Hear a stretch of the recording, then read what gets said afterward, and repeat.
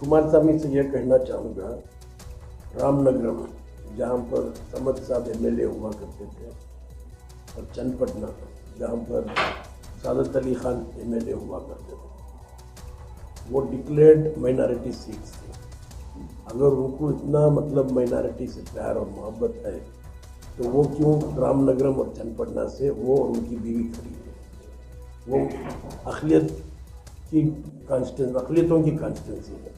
अगर एक माइनॉरिटी उम्मीदवार जीत सकता है, उसको मजबूत किया जा सकता है, तो पार्टी से हट करके हम सबको उसको सपोर्ट करने की ज़रूरत है, क्योंकि इस वक्त सियासी तौर पर एम्पावरमेंट की ज़रूरत।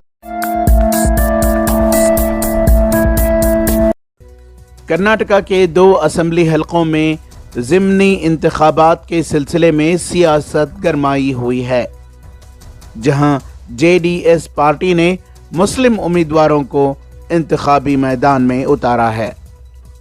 हानगल और सिंदगी असेंबली हलकों में होने वाले ज़िमनी इंतखाबात के सिलसिले में कांग्रेस के सीनियर लीडर व एमएलसी नसीर अहमद ने जेडीएस पर निशाना साधा कि वो अक़लियत नवाज नहीं बल्कि अक़लियत मुखालिफ हैं, जबकि एसडीपीआई ने कहा कि दोनों नाम नेहाद सेक्युलर पार्टियों की लड़ाई भारतीय जनता पार्टी को फ़ायदा पहुंचा रही है।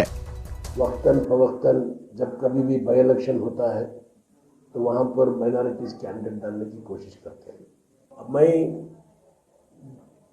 कुमारस्वामी से यह कहना चाहूँगा, रामनगरम जहाँ पर समद साहब एमएलए हुआ करते थे और चन्नपटना जहाँ पर सादत अली खान एमएलए हुआ करते थे, वो डिक्लेयर्ड माइनॉरिटी सीट्स थी। अगर उनको इतना मतलब माइनॉरिटी से प्यार और मोहब्बत है तो वो क्यों रामनगरम और चन्नपटना से वो और उनकी बीवी खड़ी हुई है? वो अक़लियतों की कॉन्स्टिट्यूंसी है।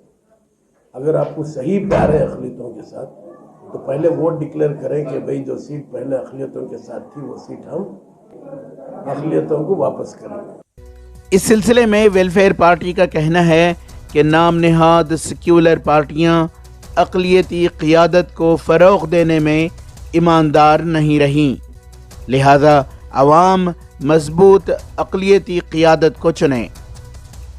कांग्रेस और जेडीएस दोनों जानिब से हमेशा की तरह इस बार भी माइनॉरिटी वोट को लुभाने की कोशिश की जा रही है, और लोग एक तरह से कंफ्यूजन में हैं कि वहाँ किसको साथ देना चाहिए, बिलखुसूस जब एक माइनॉरिटी का उम्मीदवार भी मैदान में है।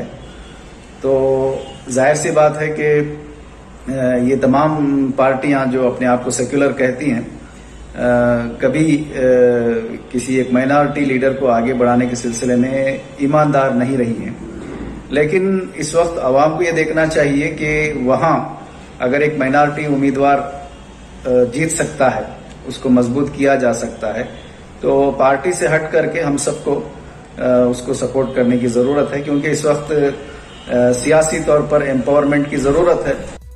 नसीर अहमद कहते हैं कि कांग्रेस ही वाहिद सियासी ताकत है जो फ़िरक़ा परस्त ताकतों को हरा सकती है, जबकि जेडीएस का दावा है कि कांग्रेस मुल्क भर में नाकाम हो चुकी है। ईटीवी भारत के लिए बेंगलोर से रफ़ीक जब्बार की रिपोर्ट।